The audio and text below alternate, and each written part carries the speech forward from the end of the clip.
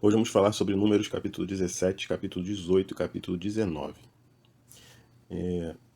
Sobre o capítulo 17, a gente precisa dar um passinho para trás e recordar das rebeliões que aconteceram nos nossos 2 dias anteriores, né? Nossas 2 conversas anteriores.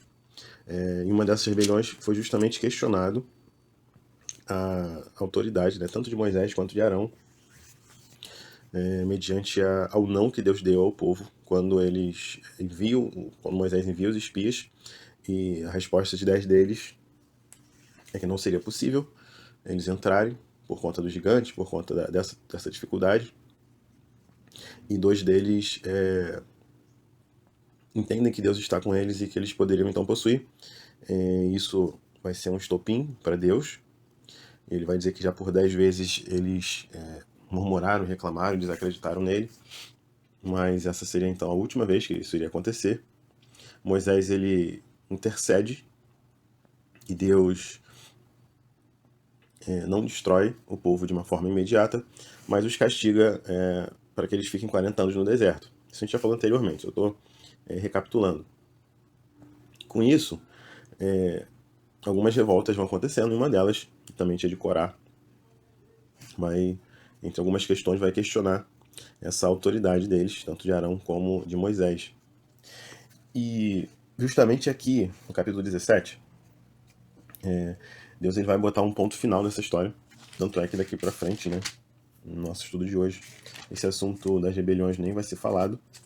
Mas no capítulo 17, então, a gente vai ver Deus ele mandando que cada chefe, né, de cada tribo, ele pegasse um bordão, um cajado, colocaria o nome daquela tribo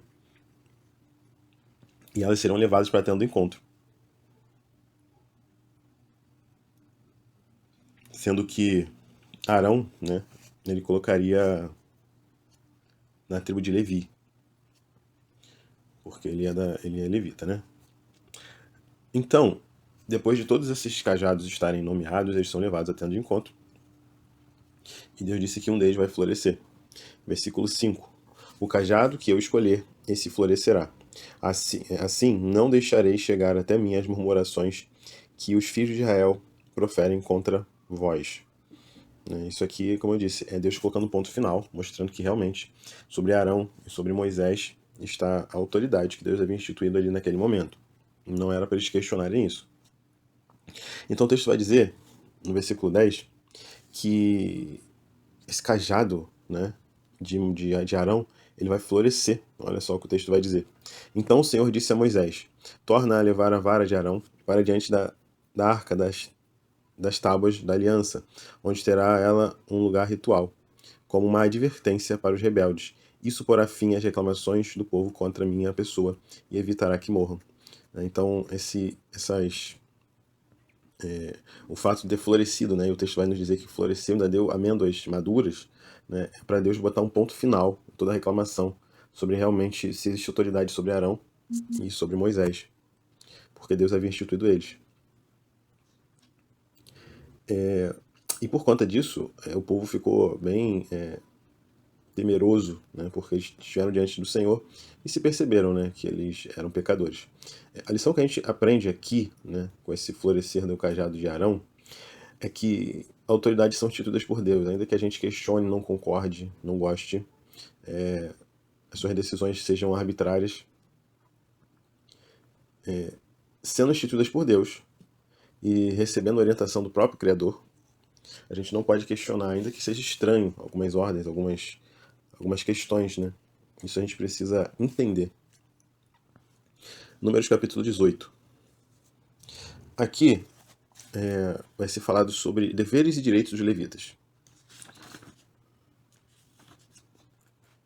Bom, a primeira coisa que o texto vai nos mostrar é que existem 2 grupos de levitas, vamos dizer assim, tá? Os levitas, de uma forma geral, eles vão ser responsáveis pela tenda do encontro. Mas os descendentes de Arão, diretamente de Arão, que também é levita, seria o altar, ou seja, dentro do véu. Lembrando que dentro do véu a gente tinha então a tenda do encontro, perdão, tinha a arca da aliança, e e agora também vai conter dentro da arca, né, essa vara de Arão que floresceu. Ela vai ter dentro da arca o maná, as tábuas da lei e o cajado, né, o bordão de Arão que floresceu. Depois o texto vai nos mostrar uma lista de ofertas, né, diversas ofertas e sacrifícios, que parte da carne ou dos elementos que são oferecidos quando não eram totalmente queimados, obviamente, mas diz que algumas partes elas são justamente dos sacerdotes. A gente vai ver, né, o texto vai deixar claro hoje, por que isso, né? Na segunda parte desse capítulo aqui, quando a gente for falar sobre os dízimos dos levitas, a gente vai chegar lá. Então, essas ofertas elas poderiam então ser dos sacerdotes, dos levitas, poderiam se alimentar, né, de todo daquelas ofertas, como o texto vai dizer, são coisas santíssimas. E eles podiam então comer em um lugar santíssimo também, eles poderiam estar num lugar que eles poderiam comer. Depois ele vai dizer, a partir do versículo 15, que o primogênito humano, né, deveria ser feito um resgate, mas o primogênito animal, ele, após um devido sacrifício, né, a carne também seria deles, então. Versículo 19, versículo 20. A partir de agora, estou entregando a ti e aos teus filhos e às tuas filhas, como decreto perpétuo, todas as ofertas especiais que os israelitas me oferecerem, perdão. Esta é uma aliança de sal perene e inquebrável que eu, o Senhor, estabeleço para ti e para todos os seus descendentes. Né? Isso aqui é a conclusão do que ele falou, como eu disse lá do versículo 8 até o versículo 14. Né? A gente vai ver Deus mostrando a lista, né, quais ofertas poderiam então ser dos sacerdotes ou dos levitas. A partir do versículo 21, o texto vai nos mostrar sobre os dízimos tanto do povo como dos levitas. E aqui a gente vai entender por que, né, as ofertas ficavam com os levitas e por que os dízimos também vão ficar aqui com os levitas. A partir do versículo 20, a gente vai ver que o motivo dos dízimos eles serem dos levitas é porque eles não têm uma herança. E como a gente fala de herança, vamos entender. O povo, eles estão esperando entrar numa terra, né? E a terra foi prometida ao seu pai, a Abraão, a Isaac e a Jacó, né? Então, de Jacó a gente vai ver o surgimento das tribos, como a gente conhece, né? O início vai começar ali, nos seus filhos. Então, eles vão receber uma parte dessa terra prometida como herança, né? Cada tribo vai receber um pedaço dessa terra aí como uma herança que foi prometida, né, a Abraão, Isaac e Jacó. A gente viu lá em Gênesis.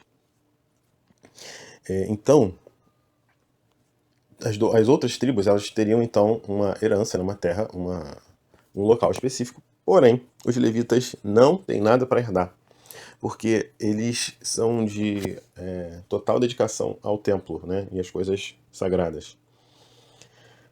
Então, por isso as ofertas eram deixadas para eles, e por isso que os dízimos também eram entregues aos levitas. Versículo 24. Visto que são os dízimos que os israelitas separaram para o Senhor, que eu dou por herança aos levitas.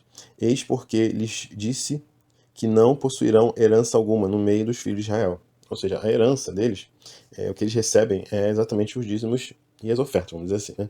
E os sacrifícios e tal. Porque eles não têm uma terra, né? Eles não têm como eles cuidarem de um gado, eles não têm isso, eles não vão ter espaço para isso. Porque a dedicação deles é total ao templo. Então eles não teriam como trabalharem, né, porque eles vão ter que ficar, eles estarão sempre trabalhando para o templo, e não vão ter tempo, não vão ter uma terra, não vão ter um local para isso. Justamente para que eles tenham uma vida dedicada, né, ao sacerdócio e não percam tempo se preocupando com questões menores, né, de dia a dia. Então, por isso que eles são separados para isso. E ao ponto de Deus dizer, né, que a própria herança deles é o próprio Senhor. Né? Deus, então, é a herança deles. Eles não precisam de mais nada. Só que após eles receberem o dízimo, a partir do versículo 25, a gente vai ver que eles receberiam o dízimo, né, do povo. E vamos lá, vamos só só dar um parênteses sobre dízimo, entendo que dízimo está falando de frutas, animais, né, mantimentos, nesse sentido aqui. Não necessariamente dinheiro, né? Eu recebi uma oferta, não necessariamente oferta financeira, né? Poderia ter alguma coisa ali, mas basicamente as ofertas eram do que eles trabalhavam, né? Era ali do gado e das plantações deles, que era para mantimento dos próprios sacerdotes, né? Dos próprios levitas. Então, o texto vai dizer, então, como eu disse a partir do versículo 25, que do dízimo que eles vão receber, eles também vão dar o dízimo. Versículo 26. Comunicarás o seguinte aos levitas: quando receberes dos filhos de Israel os dízimos que eu vos dou como herança da parte deles, separareis a parte do Senhor, o dízimo dos dízimos. Ou seja, até o levita, ele era obrigado a dizimar. Ele não trabalhava, entre aspas, né? Não trabalhava de forma secular, né? Como a gente fala hoje. Ele trabalhava de forma apenas as suas atividades sacerdotais, né? Recebia então o dízimo, mas mesmo assim, disso que ele recebia, ele tinha que dar também, para a gente poder ver quanto o dízimo ele é importante, né? É uma forma de agradecer a Deus pelo que a gente já tem, né? Mandamento do Senhor, né? Que a gente faça isso. Números, capítulo 19. Aqui a gente vai falar sobre algumas coisas peculiares, né? Sobre essa água purificadora. E do versículo 1 ao versículo 10, ele vai mostrar que deveria ser pega uma novilha vermelha, sem defeito, que nunca tinha carregado nenhum tipo de peso, né, nenhum tipo de jugo, e ela seria então morta e queimada, né? Uma oferta queimada. E essas cinzas, né, após todo um ritual, o sacerdote, ele quando tocasse, né, nessas cinzas, ele ficaria impuro. Então uma outra pessoa pura viria coletar essas cinzas, que também ficariam impuras. E juntamente com esse animal que era queimado, né, alguns outros elementos como madeira, cedro, sopo e o pano de carmesim, eles eram queimados juntos. Aí parece que não tem nada a ver, né? Se a gente for ler o texto, fala sobre esse ritual, né? Parece que não tem nada a ver. Aí dá uma pausa, né? A gente está falando do versículo 1 ao versículo 10. A partir do 11, ele vai falar sobre contato com os cadáveres, né? A gente já viu que né, nesse tempo aqui, se tocar em um cadáver, a pessoa fica impura. E o texto vai dizer que se você tocar no cadáver humano, ficará então impuro, né? E essa pessoa então deveria se purificar no terceiro e no sétimo dia. Assim como ele vai dar um detalhe, se alguém morrer dentro da sua casa, né, alguém morrer dentro, também vai tornar as coisas impuras. Da mesma forma, seria necessária uma purificação, no mesmo padrão, terceiro dia e sétimo dia. E aqui no versículo 17 vai mostrar então como começava, né, esse ritual de purificação, dessa água purificadora. Diz assim: tomar-se-á para a pessoa em situação de impureza cerimonial um pouco das cinzas do holocausto de purificação em um jarro. Em seguida, derramar-se-á água corrente sobre as cinzas no vaso. Então, a gente viu que aquela cinza, né, vai ser usada aqui então para compor essas águas purificadoras, e até o final do capítulo ele vai mostrar, né, todo o ritual para você limpar todas as coisas com essa água purificadora, então que de fato as coisas se tornariam puras. Sem essa água não ficaria impuro. Tinha que ser lavado com esta água específica aqui.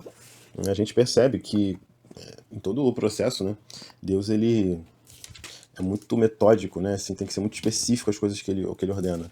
Tem que cumprir exatamente tudo conforme Deus manda, né? E o que a gente pode tirar hoje foi até uma conversa rápida, né? Mas os assuntos foram simples hoje. Mas o que a gente pode, saltou os olhos, né, do que a gente conversou hoje, duas coisas, né?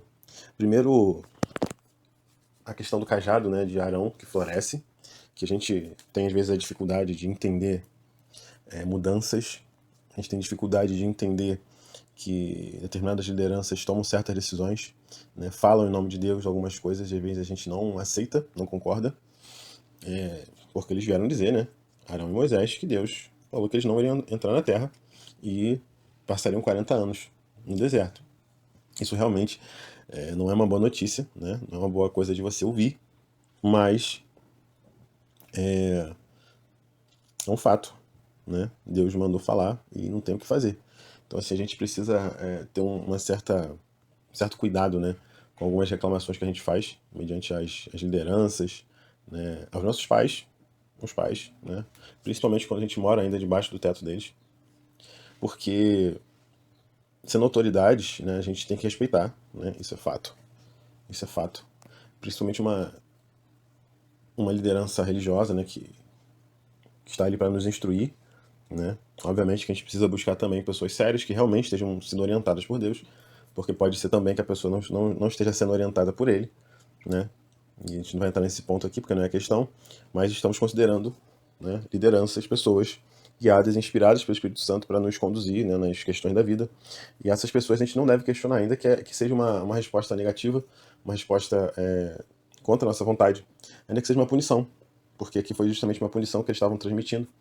E entendam, nesse caso aqui, como era Deus falando com Arão e Moisés, a punição que eles receberam, apesar de ser Moisés e Arão que foram dar a notícia, é o próprio Deus punindo. E a gente viu esse problema começando lá no Éden, né? A transferência de culpa. Né? É mais fácil eu falar que Moisés e Arão estão errados do que eu reconhecer o meu erro e pedir perdão para Deus. Né? A gente viu lá, Adão e Eva fizeram isso. Né? Adão transfere a sua culpa para Eva e Eva transfere a sua culpa para a serpente. Né? Nós temos o problema de transferir culpas. Né? Só que nessa hora aqui o povo deveria, no mínimo, se arrepender, chorar, se humilhar e falar: Senhor, tem misericórdia de nós, porque nós pecamos contra ti. Né? Eu não sei se isso mudaria a sentença de Deus, mas fato que porque eles não fizeram isso, né, mas acharam mais fácil o caminho da rebelião, da revolta, com certeza Deus ele não voltou atrás. Né? Ouviu Moisés, porque aquela geração ali, Deus queria destruir naquele momento ali todo mundo, mas Deus ele não destruiu naquele momento, mas deu um tempo. Né? Deu 40 anos para que se renovasse as pessoas e a próxima geração então entendesse que Deus, ele quando fala, ele fala sério. Né? Ele não brinca de ser Deus. Então essa é uma primeira reflexão, né, que eu faço do que a gente viu hoje. A segunda reflexão é sobre os levitas, né, e os sacerdotes. Por quê? Existia aqui então uma questão sobre a autoridade deles, né? Eles tentaram fazer os incensários e tal fora da vontade de Deus, né? Só que cabia aos levitas fazer as atividades. Cabe aos levitas, né, a servirem no templo, totalmente dedicados a Deus. E a gente nem sempre, né, vai conseguir, e nem sempre é o nosso chamado, ser como um levita, aquele que é dedicado totalmente ao templo, né, totalmente às atividades eclesiásticas, né, vamos dizer assim, mas o tempo que a gente tiver, né, disponível para isso, é importante a gente se dedicar a Deus. Né? Aqui eles eram separados para isso. Né? Se algum de nós formos separados integralmente para o reino de Deus, viva de forma intensa e real isso. Mas caso não seja, né, hoje somos uma nação de sacerdotes, né, como diz o Novo Testamento, nós todos somos como sacerdotes, né? Então todos nós podemos ministrar onde nós estamos para as pessoas. Não tem mais a figura do tabernáculo, né, como nesse tempo aqui, mas onde a gente está, a gente precisa levar a presença de Deus, né? É que obviamente é uma situação específica, né? Um momento que Deus está construindo uma nação. Mas hoje a gente, enquanto cristão, nós somos esse tabernáculo de Deus, né? Nós carregamos a sua presença. Então, como tal, nos exige uma certa responsabilidade quanto a isso. Os levitas, a gente viu diversas leis, né, para os levitas aqui, diversos deveres e responsabilidades que eles tinham. E a gente, enquanto cristão, precisa ter também essas responsabilidades. Entender que a vida cristã não é uma brincadeira. A gente está lidando com um Deus sério e que realmente ele fica irado. Não é para ter medo da ira de Deus. Faz o certo que você não vai precisar nunca passar por isso. Mas entenda que existe um Deus que fica irado também. Essa reflexão, né, breve hoje que eu tenho para trazer para a gente aqui. Peço que Deus abençoe a vida de cada um de nós. Que Deus nos guarde, tenha misericórdia de nós, nos dê a paz. Uma paz que excede todo entendimento. E que nós possamos constantemente entender que Deus é soberano sobre todas as coisas. Ainda que a resposta seja negativa da parte dele. Não é tempo de culpar outras pessoas. É tempo de olhar para si e perceber o nosso próprio erro. Entender que nós passamos por algumas aflições pelas nossas escolhas. Né? Tem situações que eu digo que nem são punições de Deus, mas são consequências dos nossos atos. Né? A gente não quer transferir para Deus e pedir para que Deus resolva um problema que a gente entrou. Né?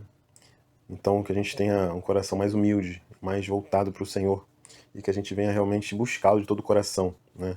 Para que a gente não venha cair em erros como esses aqui, como essas rebeliões e revoltas, mas que a gente tenha nossos ouvidos sensíveis a entender quando é Deus falando conosco, que seja através, né, de pessoas, que sejam palavras boas de bênção, Deus abrindo portas, como sejam palavras de punição por atos errados e pecados que nós temos cometido, porque Às vezes, Deus vai nos punir, sim, pelos nossos erros. Mas a punição de Deus é para que a gente venha entender o caminho dele, para que a gente retorne para o caminho. É a mãe e o pai que deixam o filho de castigo, não por maldade, mas para que ele entenda que aquilo que ele está fazendo é errado, ele precisa mudar, precisa se arrepender daquele ato errado que ele fez. Então a punição de Deus nos serve para isso, que a gente venha aprender com todas essas histórias que nós temos visto aqui, que a gente não precise passar 40 anos no deserto, porque a gente desacreditou no poder de Deus. Que Deus abençoe a vida de cada um de nós. Em nome de Jesus. Amém.